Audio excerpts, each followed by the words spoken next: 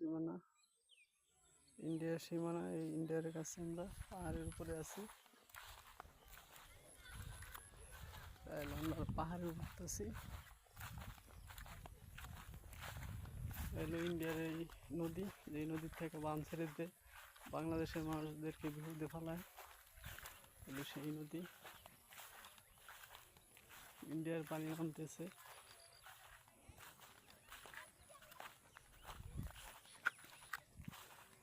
দেখেন এই নদীটা দেখা যায়, আপনাদেরকে আমি দেখাচ্ছি,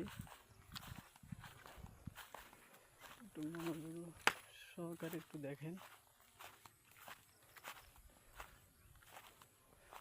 এলো সেই নদী, আর এই বর্ডার আর উঠতেছি।